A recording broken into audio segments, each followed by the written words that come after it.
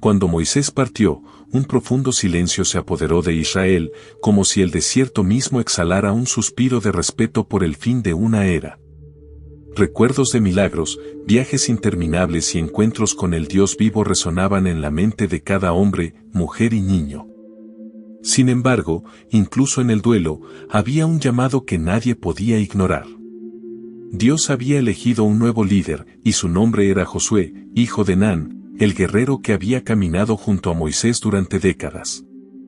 Era como si el destino de la nación volviera a cambiar, impulsando a Israel hacia la promesa que le había aguardado durante generaciones.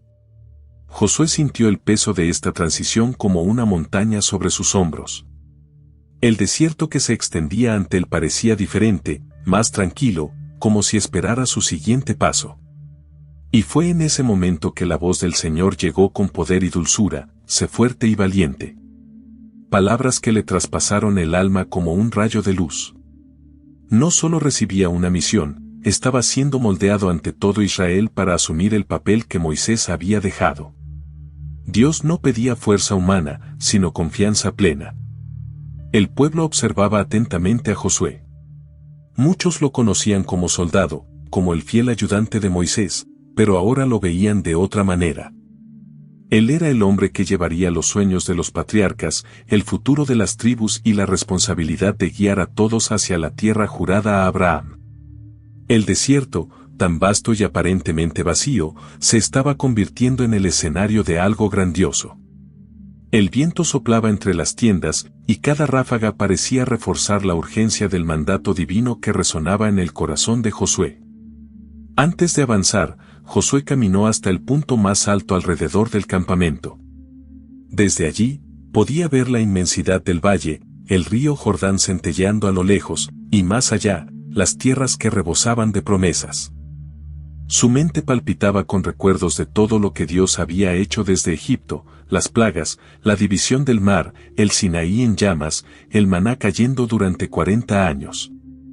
Y ahora, ante él, se alzaba la última barrera antes del verdadero comienzo de la conquista. Josué respiró hondo, sintiendo que la espera había terminado. Reunió a los oficiales tribales y dio la orden que lo cambiaría todo: preparar al pueblo, pues en 3 días cruzarían el Jordán. Los líderes intercambiaron miradas de sorpresa con un toque de temor, pero nadie se alzó contra la decisión. Fue como si el mismo Espíritu de Dios confirmara en cada corazón que Josué era, de hecho, el elegido. Todo el campamento se movió con rapidez, como un cuerpo unido por la fe y la urgencia del llamado divino. Mientras el pueblo se preparaba, Josué buscó fortalecer espiritualmente el espíritu de la nación. Convocó a los sacerdotes y les recordó su responsabilidad de llevar el arca de la alianza. La presencia de Dios iría delante del ejército, guiando cada paso, abriendo caminos donde antes no había senderos. La imagen de los sacerdotes alzando el arca, con sus túnicas blancas ondeando al viento, causó un profundo impacto en las familias que observaban a la distancia. El liderazgo de Josué no fue meramente estratégico, fue espiritual. Esa tarde, Josué caminó solo por la orilla del río Jordán. El agua fluía con fuerza, reflejando un cielo teñido de rojo y oro. Cruzar el río parecía imposible a simple vista. Pero imposible fue el mar que se abrió. Imposible fue el fuego que descendió sobre el Sinaí. Dios siempre había hecho lo imposible cuando el pueblo confiaba plenamente. Josué se arrodilló en la orilla, tocó el agua con la mano y pidió guía, fuerza y sabiduría. Con ese simple gesto, entregó su liderazgo al único que verdaderamente guiaba a Israel. Por primera vez desde que lloró a Moisés, Josué sintió una profunda paz en el pecho. Era como si la presencia del Señor envolviera cada respiración, reafirmando que el camino estaba preparado. Se levantó lentamente, observando los rayos de luz que atravesaban el río como senderos invisibles. La misión era gigantesca, pero el Dios que lo precedía era más grande que cualquier obstáculo, río, ciudad amurallada o ejército. Al regresar al campamento, Josué encontró a la gente en plena actividad, tiendas desmanteladas, familias preparando cántaros, guerreros afilando espadas, sacerdotes preparándose para la travesía. Era un movimiento que reflejaba fe. Todos parecían comprender que estaban viviendo el comienzo de un capítulo sagrado en la historia de la humanidad. Era como si el duelo hubiera sido reemplazado por la esperanza, el coraje y la expectativa. Esa noche, antes de que se apagaran las hogueras, Josué contempló el horizonte mientras el viento agitaba su manto. Sabía los desafíos que le aguardaban, batallas, pérdidas, muros infranqueables. Pero también sabía que Dios había prometido estar con él en cada paso del camino. Y esa promesa fue suficiente. El capítulo de liderazgo de Moisés había terminado, y el de Josué apenas comenzaba. Israel estaba listo para avanzar, porque el Dios que los guiaba nunca les había fallado. El sol aún asomaba en el horizonte cuando todo el campamento empezó a moverse como un gran organismo vivo. La niebla matutina se cernía sobre el valle, creando un suave resplandor sobre el río Jordán, que fluía con fuerza.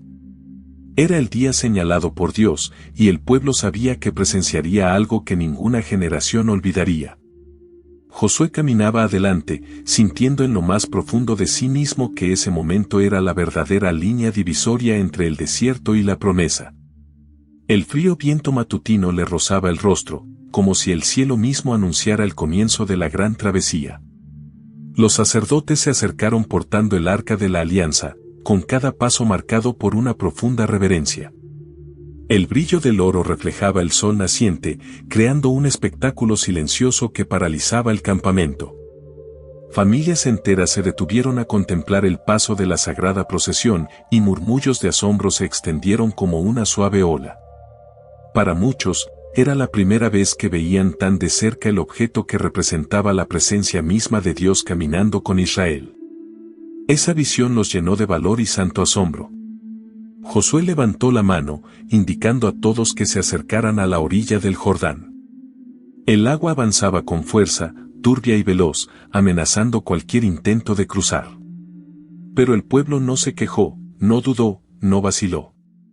Todas las miradas se dirigían a los sacerdotes, pues de ellos provendría el primer paso de fe. El silencio del campamento era tan intenso que incluso el sonido del agua al estrellarse contra las rocas parecía resonar con más fuerza. El futuro de Israel dependía de ese momento. Cuando los pies de los sacerdotes tocaron la orilla, no ocurrió nada de inmediato. El río continuó fluyendo, como si ignorara por completo su presencia. Pero Josué se mantuvo firme, recordando la promesa: cuando los sacerdotes pusieran un pie en el Jordán, las aguas cesarían. Y entonces, como si una mano invisible tocara el cauce del río, algo comenzó a cambiar. La corriente disminuyó, luego retrocedió, y en un movimiento poderoso, las aguas comenzaron a ascender río arriba, como un muro líquido contenido por la orden de Dios. El pueblo reaccionó con asombro, algunos se taparon la boca, otros cayeron de rodillas, incapaces de comprender plenamente el milagro que se desarrollaba ante sus ojos. El lecho del río, previamente cubierto por aguas impetuosas, comenzó a secarse rápidamente, dejando al descubierto piedras, lodo endurecido y senderos previamente ocultos. Los sacerdotes avanzaron hacia el centro del Jordán, firmes como pilares que sostenían la fe de la nación. Y allí permanecieron, inmóviles, sosteniendo el arca mientras el milagro se hacía realidad. Las tribus comenzaron a cruzar. Familias enteras caminaban rápidamente, pero sin perder el aire de reverencia. Los niños miraban el muro de agua y lo señalaban con incredulidad. Las mujeres sostenían cántaros y lonas, conscientes de que participaban en algo que se recordaría durante siglos. Los hombres caminaban en silencio, intentando comprender la magnitud de ese momento. Israel caminaba hacia lo imposible, sostenido por la promesa de Dios. Josué observaba todo con una mezcla de humildad y asombro. No solo era un líder en ese momento, era testigo de un poder que ningún ejército podía imitar. La fe del pueblo se estaba forjando ante sus propios ojos, y este milagro sería el primer testimonio de su liderazgo. El río Jordán, que antes había sido un obstáculo, se convirtió en una puerta abierta, revelando que el Dios de Israel no estaba limitado por barreras naturales. Al terminar la travesía, Josué convocó a 12 hombres, uno de cada tribu, y les ordenó regresar al centro del río para recuperar 12 piedras grandes.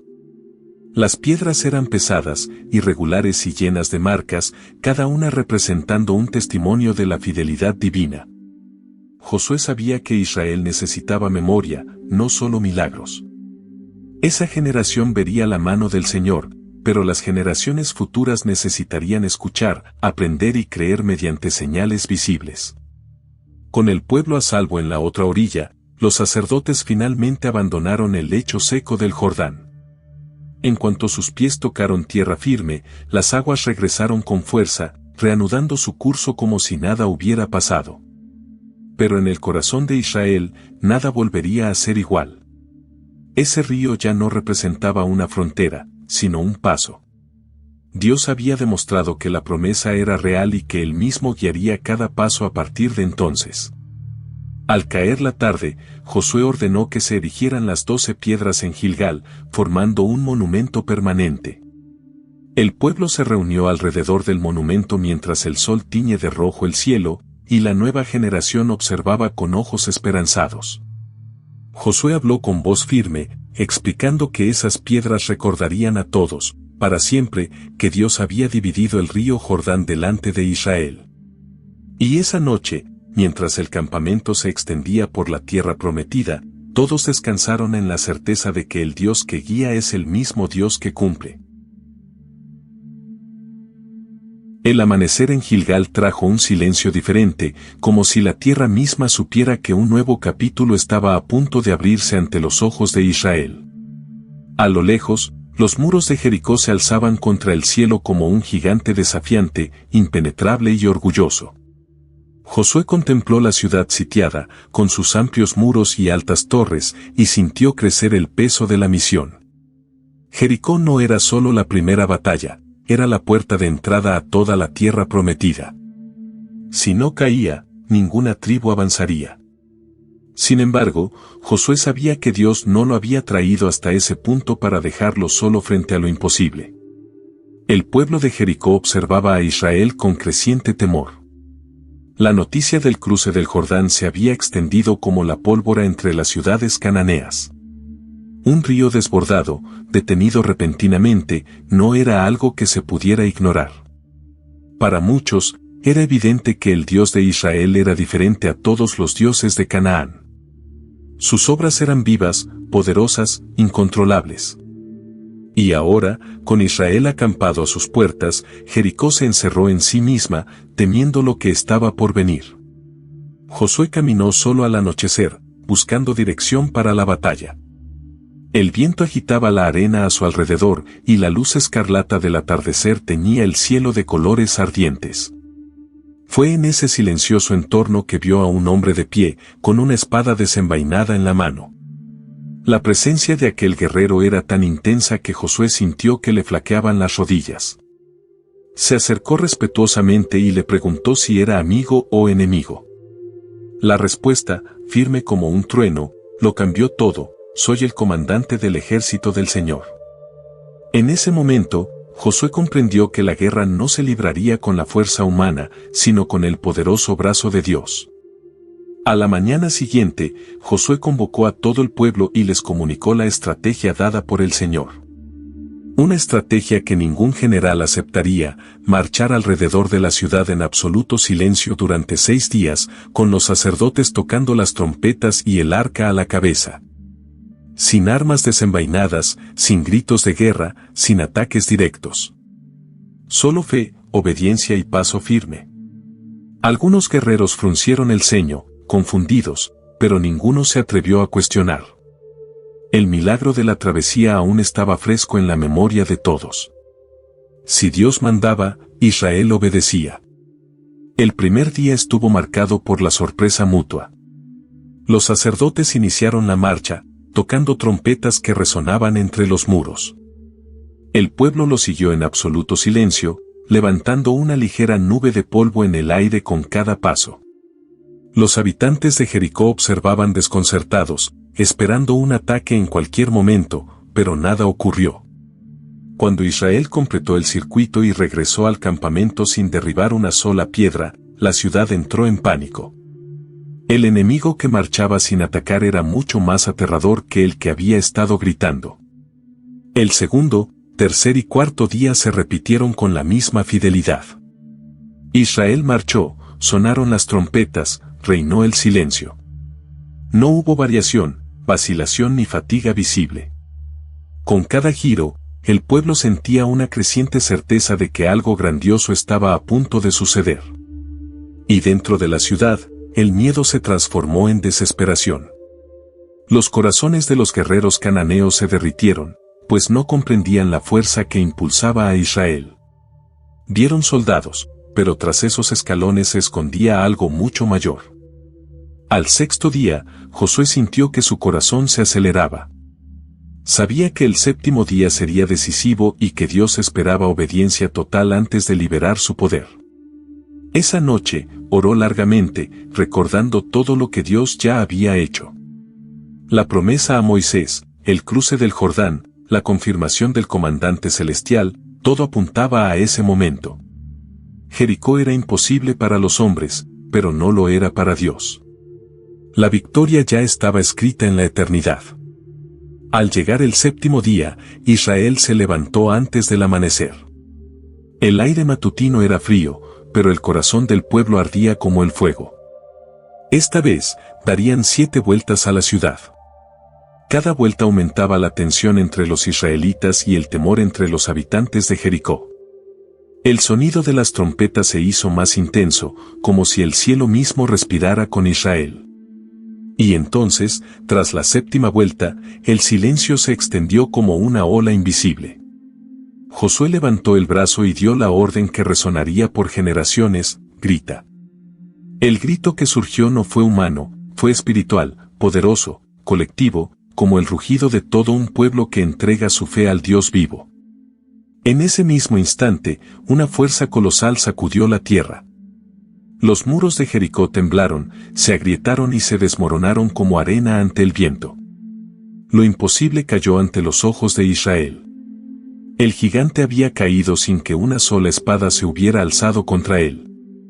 Ese día, Israel comprendió que la victoria no estaba en manos de los fuertes, sino en manos del Dios que cumple cada palabra. Al contemplar Josué los muros caídos, comprendió con mayor profundidad lo que significaba confiar en el Señor. La conquista de Jericó marcó el inicio de una serie de batallas, pero también demostró que ninguna fortaleza es invencible cuando Dios va delante. La fe no solo mueve montañas, derriba muros. Y así, Israel dio su primer paso firme hacia la tierra prometida, sabiendo que el Dios que abre caminos también derriba lo imposible. Tras la impactante caída de Jericó, el ambiente en Israel cambió. El pueblo marchó con la confianza de quienes habían visto lo imposible vencer solo con la obediencia. Sin embargo, la tierra prometida aún no estaba conquistada.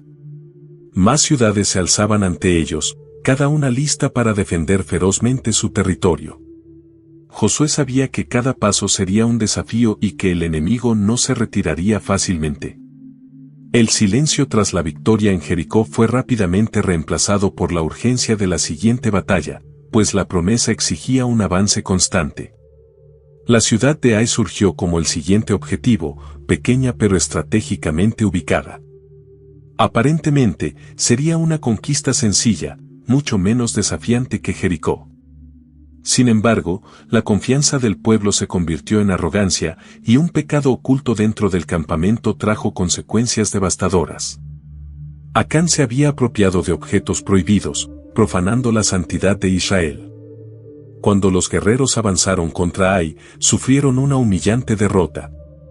Se perdieron vidas y el pueblo se sintió abrumado por el miedo. Josué cayó rostro en tierra ante el arca del Señor, devastado por la derrota.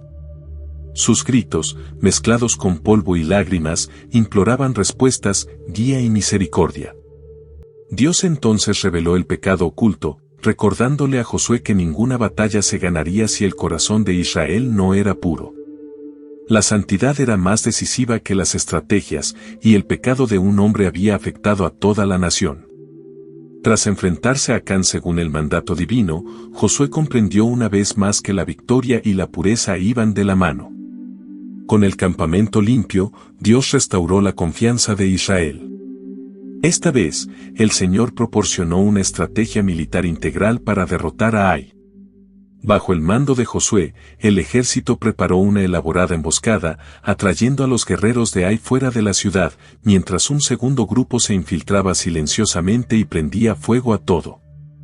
Para cuando los cananeos se dieron cuenta de lo que estaba sucediendo, ya era demasiado tarde. El cielo se llenó de humo y el ejército israelita cerró el cerco con precisión. La victoria era completa. La caída de Ai trajo no solo triunfo, sino profundas lecciones. Israel comprendió que ningún éxito previo garantizaba el siguiente y que cada batalla dependía enteramente de la guía divina. Josué observó el campo, invadido por el silencio de la victoria, y sintió que la responsabilidad crecía en su interior. No era solo un general, era un guardián de la promesa, un líder espiritual y un guerrero elegido por Dios para convertir las promesas en realidad. La fama de Israel se extendió como la pólvora entre las ciudades cananeas. Se reunieron reyes, se forjaron alianzas y el miedo se convirtió en hostilidad. Gabaón, sin embargo, actuó de otra manera. Temiendo la destrucción, sus habitantes idearon un astuto plan. Se disfrazaron de viajeros de tierras lejanas y pidieron la paz a Josué. Su engañosa apariencia, con ropas andrajosas y pan seco, convenció a Israel, quien se alió con ellos sin consultar al Señor. Días después, la verdad salió a la luz. Era demasiado tarde. La alianza no podía romperse. Cuando los reyes vecinos se enteraron del inusual pacto con Gabaón, decidieron atacarlo para intimidar a Israel. 5 reyes cananeos, enfurecidos, reunieron sus ejércitos y marcharon para destruir la ciudad aliada. Gabaón envió un mensaje urgente a Josué, pidiéndole ayuda. Josué no dudó. Una alianza es una alianza, incluso una forjada con engaño. Reunió a sus guerreros y marchó toda la noche para llegar a Gabaón antes de la invasión. El amanecer encontró a los cananeos en guerra, pero también a Israel llegando con furia y poder. Josué atacó con precisión, moviéndose como una tormenta contra el enemigo. Fue entonces cuando lo imposible volvió a suceder. El Señor envió granizos tan grandes que muchos enemigos cayeron antes de que la espada israelita pudiera siquiera herirlos. Era el cielo luchando del lado del pueblo elegido, demostrando que ninguna coalición, por numerosa que fuera, podría resistir el brazo del Dios vivo. Mientras el enemigo huía, Josué se enfrentó a un dilema: la batalla estaba ganada, pero el tiempo se agotaba y la victoria definitiva se desvanecería al ponerse el sol. En un audaz acto de fe, Josué alzó el brazo y exclamó: «Sol, detente sobre Gabaón». El cielo quedó en silencio, como esperando la respuesta del Creador. Y entonces, lo imposible sucedió una vez más. El tiempo se detuvo. La luz permaneció. Israel luchó hasta destruir por completo a sus enemigos, sellando la victoria más extraordinaria de su viaje. En los días siguientes, Josué contempló todo lo que Dios había hecho. Batallas ganadas, ciudades conquistadas, milagros que desafiaban las leyes de la naturaleza. Pero, sobre todo, comprendió que cada victoria provenía de la mano de quien había prometido la tierra. La fuerza humana no bastaba, solo la dependencia total de Dios podía sostener a Israel. Así, el corazón del líder se fortaleció aún más, sabiendo que había mucho por conquistar, pero también sabiendo que el Dios que luchaba por ellos nunca fallaba. Con la derrota de las coaliciones del sur y del norte, la tierra de Canaán finalmente comenzó a silenciarse ante el avance de Israel. Ciudades que antaño eran orgullosas ahora estaban bajo el dominio del pueblo elegido, y los reyes que antaño se habían alzado con arrogancia habían sido derrocados por el Dios que acompañaba a Josué en cada batalla. Sin embargo, a pesar de las victorias militares, la misión no estaba completa. La conquista no terminó en el campo de batalla, sino en la justa y sabia organización de la tierra que Dios había prometido a los antepasados de Israel. Era hora de transformar la guerra en herencia. Josué reunió a los líderes tribales y les presentó un mapa rudimentario de la región que marcaba montañas, valles, ríos y fronteras. Su rostro reflejaba la serenidad de quien comprendía que Dios guiaba cada decisión, instruyéndolo en la distribución. La tierra era vasta y variada, llena de colinas, fértiles llanuras, densos bosques y regiones áridas. Cada tribu recibiría su porción según la promesa, no por su fuerza militar, sino por la fidelidad del Señor que había guiado a Israel desde el desierto. Las primeras divisiones fueron recibidas con lágrimas de alegría. Judá recibió una vasta región en el sur, con colinas y ciudades fortificadas. Efraín y Manasés, hijos de José, recibieron extensas tierras en el centro y el norte, cumpliendo así el favor otorgado por Jacob a sus descendientes. Cada líder tribal se acercó a Josué con reverencia, consciente de que esta distribución no era fruto de la casualidad, sino de la fidelidad divina que se extendía por generaciones. En segundo plano, familias enteras celebraban mientras veían cómo se desplegaba su destino ante sus ojos. Sin embargo, aún había tribus indecisas, reticentes a tomar posesión de las tierras que les pertenecían por derecho. Algunas estaban cansadas de las batallas, otras temían a los pueblos que aún se ocultaban en valles y colinas. Josué se presentó ante ellas y les habló con voz firme, llena de experiencia: ¿hasta cuándo esperarán para poseer la tierra que el Señor les ha dado? Sus palabras resonaron como un llamado a la valentía. Dios había cumplido su parte, ahora le tocaba a cada tribu actuar con fe y decisión. Para garantizar una justicia completa, Josué envió hombres a inspeccionar el territorio y describirlo detalladamente. Viajaron durante semanas, registrando cada frontera, cada río, cada ciudad desocupada. A su regreso, entregaron un registro completo a Josué, que éste utilizó para finalizar la distribución. Tribus como Benjamín, Simeón, Zabulón y Aser finalmente recibieron sus tierras, y con cada nueva porción, el pueblo se regocijaba aún más. La antigua promesa, hecha a Abraham, Isaac y Jacob, se estaba convirtiendo en una realidad concreta. En medio de la división, Josué recibió su herencia. A diferencia de los líderes tribales, esperó hasta el final, hasta que todos estuvieran asentados. Solo entonces los israelitas se volvieron hacia él y le entregaron la ciudad de Timnat Sera, ubicada en la región montañosa de Efraín.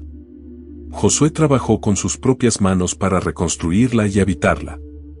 Su gesto reveló una vez más su humildad: el gran líder solo tomó su parte después de que todo el pueblo estuviera a salvo. Esta actitud marcó profundamente a Israel, demostrando que el verdadero liderazgo nace del servicio.